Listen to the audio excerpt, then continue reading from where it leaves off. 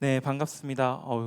이게 오늘 이제 우리 인테리어를 마치고 또 새로운 장소에서 함께 하는데 잘 안 보이네요, 여러분들 옆이. 네, 네, 반갑습니다, 여러분. 네, 반갑습니다. 네, 오늘은 또 우리가 친구 초청 주일로 해서 함께 우리 친구들을 초청해서 함께 예배합니다. 우리 혹시 오늘 처음 온 친구들 있으면 한번 손만 잠시 들어봐 주실래요? 오늘 친구 따라서 처음 왔다. 많았던 것 같은데.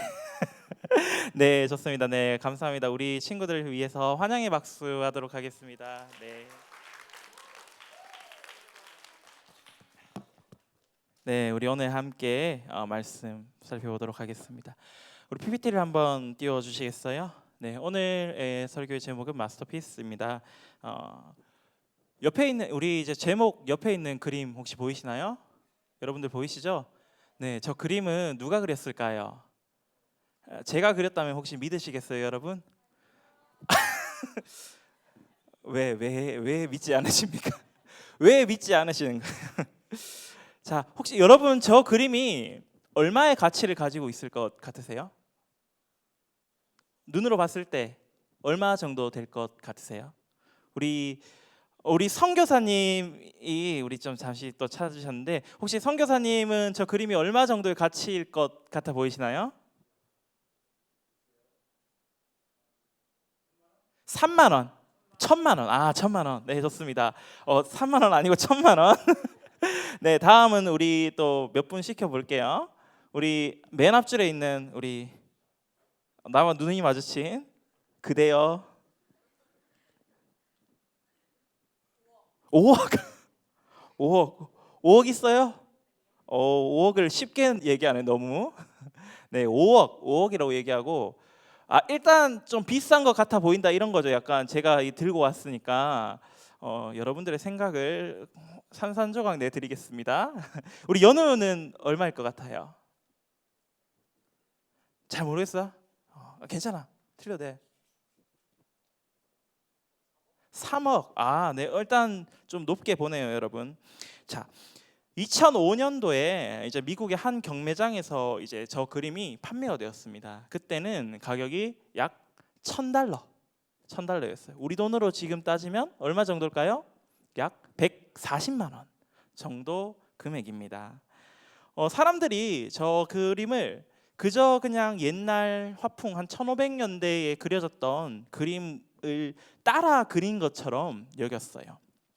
그런데 저 그림을 이제 1,000달러를 주고 샀던 이 이제 미술상들이 이 그림은 분명히 뭔가 있다. 분명히 무엇인가 있다라고 생각하고 여러 해 동안에 많은 감정과 복원을 거쳐서 이제 놀라운 사실을 알게 되었습니다.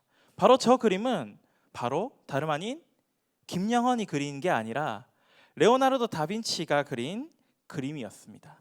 구세주라는 작품의 제목을 가지고 있는 예수님을 묘사한 이 작품은 바로 2017년도 처음 2005년도에 경매가 되고 나서 12년 뒤에 얼마의 금액이 팔리게 되었냐면 무려 4억 5천만 달러, 우리 돈으로 5천억 원에 낙찰된 세계에서 가장 비싼 그림이에요. 여러분 저걸 처음 1,000달러에 샀으면 어땠을까요?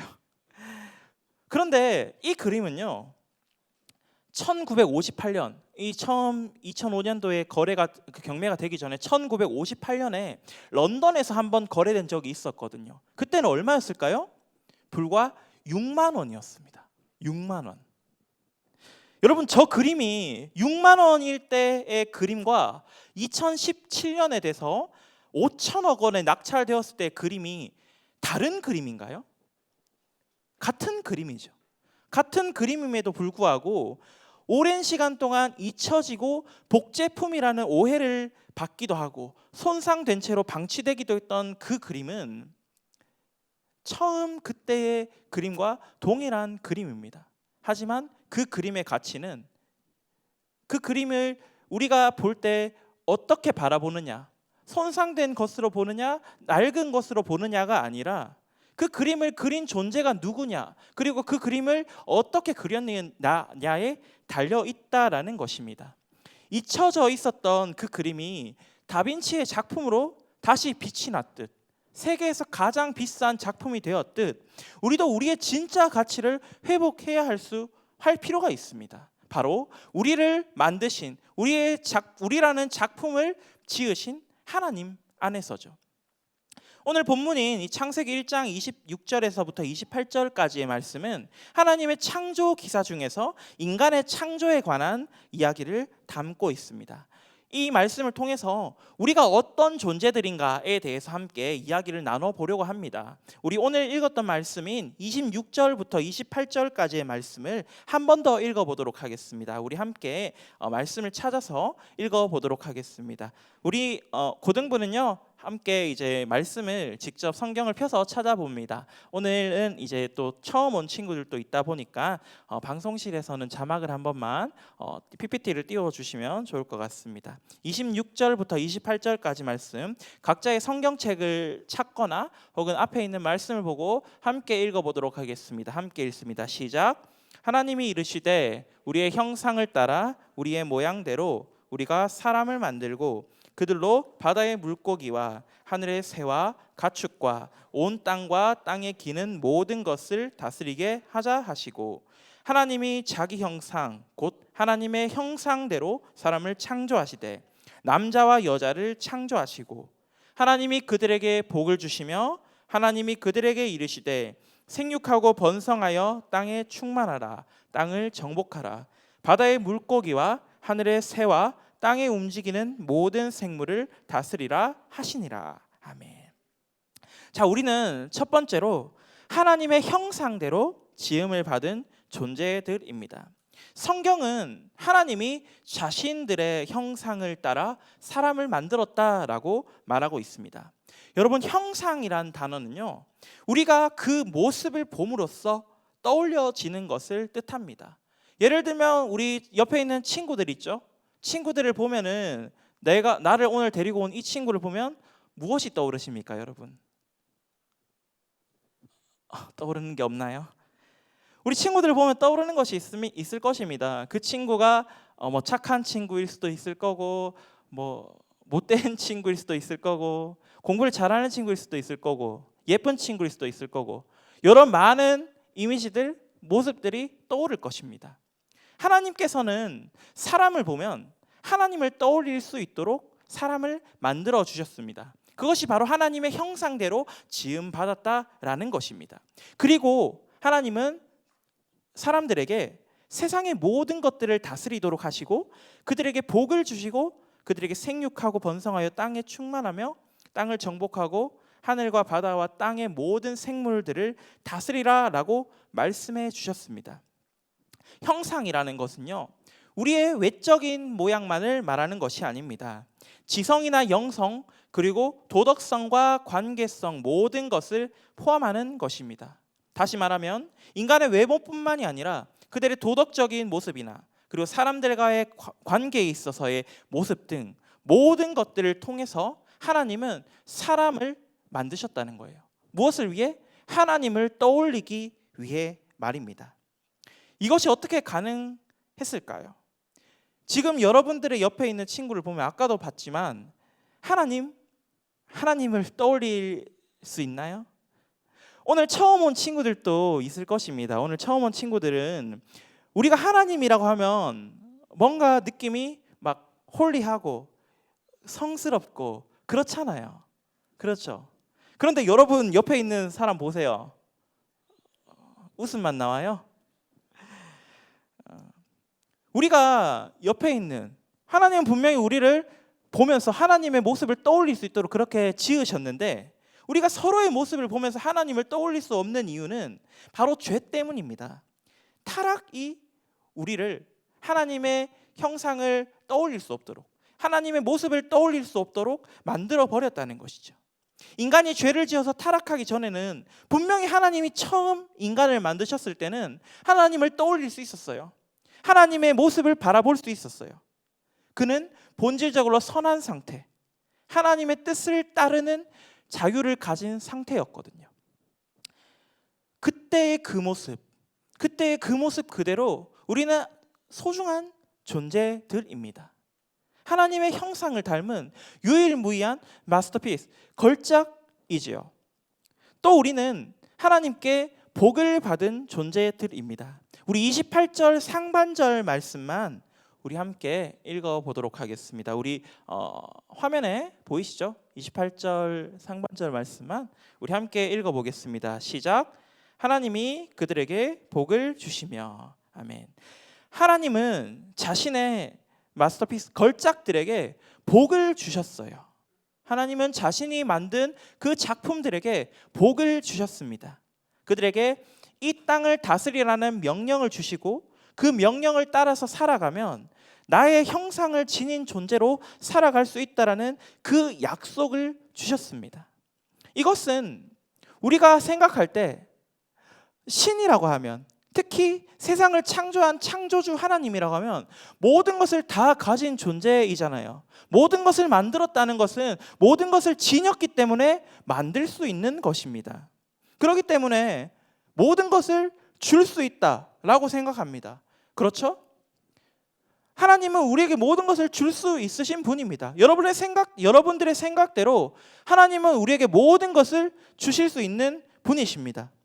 그러나 하나님이 오늘 말씀하신 그들에게 복을 주시며 할 때 이 복은 우리가 생각하는 돈을 잘 벌고 명예를 얻고 풍요로운 삶을 사는 단순한 그런 재정적인 축복만을 의미하는 것은 아닙니다. 하나님은 하나님의 백성으로 하나님의 인재 안에 살아가는 그 기쁨을 누릴 수 있도록 그 복을 우리에게 주셨어요. 너는 내가 만든 작품이다. 너는 나의 백성이다라는 그 존재 자체를 확신시켜 주시는 선언이었습니다. 여러분들의 생각에는 하나님이 나를 만들었다는 그것이 정말 복일까? 라는 생각이 들 수도 있어요. 우리가 세상을 살다 보면 세상의 것들이 바라보아질 때 돈 많고 잘생기고 예쁜 친구들이 세상에선 잘 나가는 것처럼 보이잖아요. 그러나 우리가 마음을 두어야 하는 것은 이 세상의 가치가 아닙니다. 이 세상이 아닙니다. 그렇기 때문에 하나님은 세상의 어떤 가치보다도 더욱 소중한 것, 더욱 위대한 것, 더욱 가치 있는 것을 바로 우리에게 주셨습니다. 그분의 존재 안에 살아간다는 그 복을 말입니다. 세상에 신들이 많이 있죠.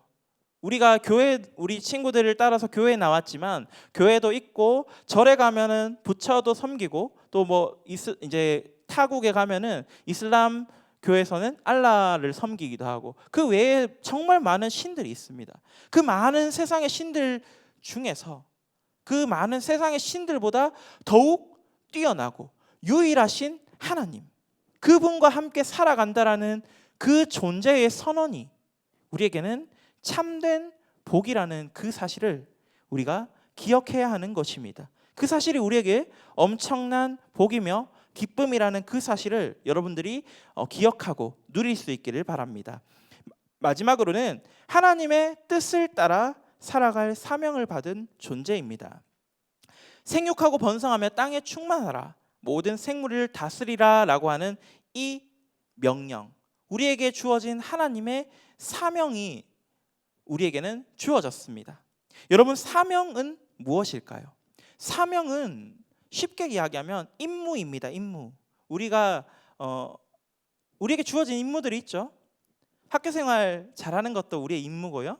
부모님께 잘하는 것도 우리의 임무고요. 친구들과 잘 지내고 좋은 교우 관계를 맺는 것, 이 모든 것들이 우리에게 다 주어진 임무예요.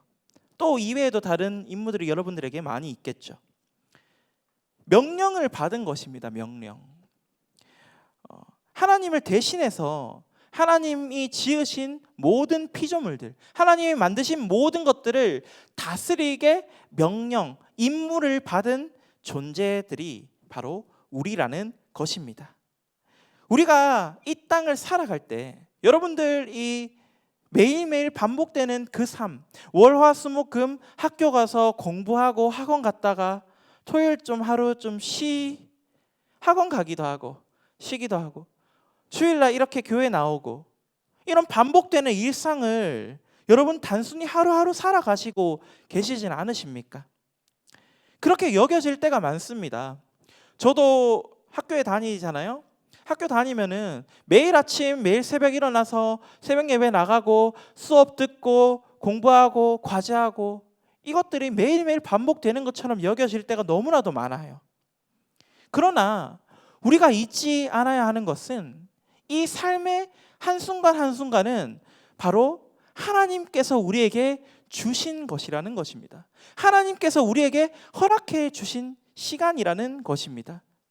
만일 하나님이 우리에게 이 시간을 허락해 주지 않으셨다면, 신이 우리에게 이 시간을 허락하지 않았다면, 내가 이 시간 이 자리 가운데 서 있는 것, 제가 다리를 다쳤지만 이게 큰 사고는 아닙니다. 큰 사고는 아니지만 만일 정말 큰 사고 때문에 내게 이 시간이 허락되지 않는다면,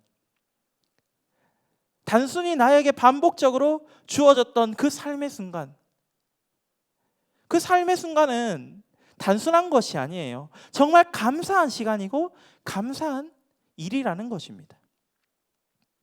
인간이 하나님 앞에 순종함으로 이 땅을 통치하며 이 땅 가운데 살아가는 것, 하나님이 우리에게 주신 명령이에요. 그리고 우리에게 주신 축복이라는 것입니다. 우리는 그 명령대로 하나님 안에서 이 땅을 다스리며 살아가야 하는 것입니다. 그리고 그 땅을 다스리며 살아갈 때 하나님의 말씀대로 이 땅이 하나님의 것으로 변화되는 것을 우리는 볼 수 있죠. 바로 누구를 통해? 우리의 모습을 통해서입니다. 그러나 여러분들은 스스로를 마스터피스, 걸작이라고 여기며 살아가십니까? 창조주 하나님이 만드신 걸작품이라고 생각하며 살아가시고 계십니까? 세상의 기준이나 가치로만 본다면 우리는 정말 볼품없지 않습니까? 이 중에는 전도사님보다 못생긴 애들 참 많잖아요. 나보다 더 뛰어난 사람들 많잖아요. 걸작들이 너무나도 많습니다. 세상의 기준으로는 나보다 더 뛰어난 것, 나보다 더욱 뛰어난 걸작이 너무나도 많다라는 것입니다. 여러분 그렇지 않나요? 우리 지성이보다 더 뛰어난 걸작 세상에 많습니까? 아닙니까?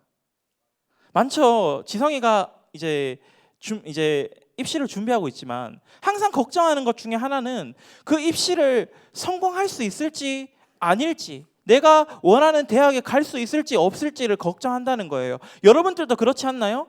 여러분들 지금 대부분의 학생들이 공부를 열심히 하는 이유는 좋은 대학, 내가 원하는 학과에 가기 위해서일 겁니다. 여러분 왜 그 걱정하세요? 여러분들이 누구보다 뛰어나다면, 누구보다 세상의 가치를 다 가진 존재들이라면 그런 걱정할 필요가 있습니까?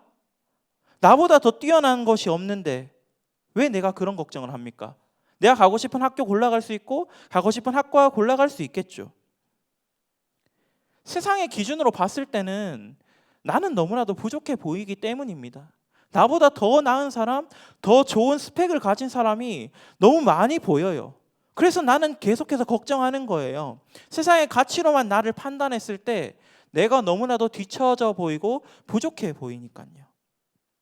그러나 하나님께서는 분명히 우리에게, 낙심하고 있는 우리들에게 새로운 기준을 제시해 주십니다. 바로 예수 그리스도. 예수 그리스도를 믿음으로 우리는 새 생명을 얻었습니다. 그 새 생명을 얻은 우리들은 누구나 동일한 하나님의 은혜를 받은 걸작으로 거듭나게 됩니다. 죄로 물들어 버려 우리의 모습을 통해서는 하나님의 형상을 살필 수 없었던, 바라볼 수 없었던 우리를 통해 하나님을 바라볼 수 있게 되는 그 은혜를 우리에게 주신 것이에요. 우리는 그 예수 그리스도를 믿는 것만으로 그 은혜를 회복할 수 있게 되었습니다. 그 형상을 회복할 수 있는 가장 귀한 것을 얻게 된 것이죠. 그 사실만으로 우리는 축복입니다. 세상의 많은 가치들, 여러분들의 모습이 비루해 보일 수 있습니다. 볼품없어 보일 수도 있습니다. 오늘 교회 처음 나온 친구들도 있을 거예요. 교회 다녔던 친구들도 있지만 오늘 교회 처음 나온 친구도 있을 것입니다. 그러나 여러분들 모두 하나님의 형상대로 지음을 받은 존재들입니다. 하나님은 오늘 이 시간을 통해서 여러분들에게 그 사실을 전해주시고 싶어 하시는 것입니다. 걸작은 그 작품 자체의 작품성도 중요하지만요, 우리를 지으시고 다스리시는 그 작품을 만든 작가, 그 작품의 주인에 의해서 그 작품의 가치 또한 결정되는 것입니다. 네, 반주 준비해 주시고요. 하나님은 우리에게 너는 나의 걸작이야, 마스터피스야 라고 말씀해 주시는 것입니다.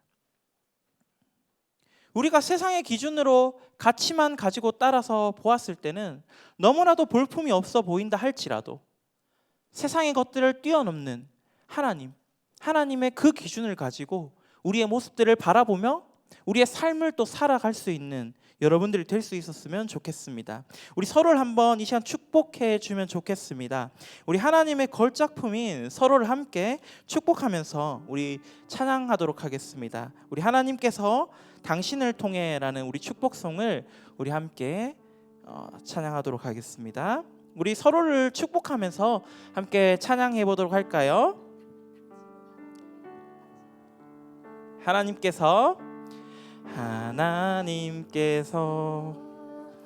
당신을 통해 메마른 땅에 샘물 나게 하시기를 가난한 영혼 우리 서로를 향해서 두 손을 내밀어 축복하는 마음으로 찬양합시다.